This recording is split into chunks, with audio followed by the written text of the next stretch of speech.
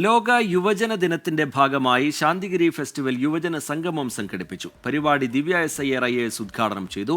സമാപനത്തിന് ദിവസങ്ങൾ മാത്രം ബാക്കി നിൽക്കെ ഫെസ്റ്റിലേക്ക് ജനങ്ങളുടെ ഒഴുക്ക് തുടരുകയാണ്.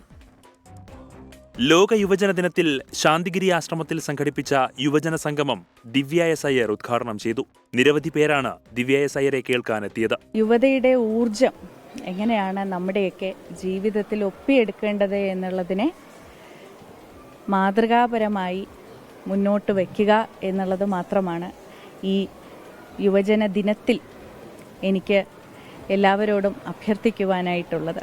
ഡോക്ടർ GR കിരൺ അധ്യക്ഷത വഹിച്ച പരിപാടിയിൽ സ്വാമി ജ്ഞാനദത്തൻ ജ്ഞാനതപസ്വി, സ്വാമി ചിത്തശുദ്ധൻ ജ്ഞാനതപസ്വി ഉൾപ്പെടെയുള്ളവർ പങ്കെടുത്തു. സമാപനത്തിന് ദിവസങ്ങൾ മാത്രം ബാക്കി നിൽക്കെ ശാന്തിഗിരി ഫെസ്റ്റിലേക്ക് ജനങ്ങളുടെ ഒഴുക്ക് തുടരുകയാണ്. ഫെസ്റ്റ് അവസാനിക്കുന്ന ജനുവരി 19 വരെ കുട്ടികൾക്കുള്ള പ്രവേശനം സൗജന്യമാണ്. 24 തിരുവനന്തപുരം.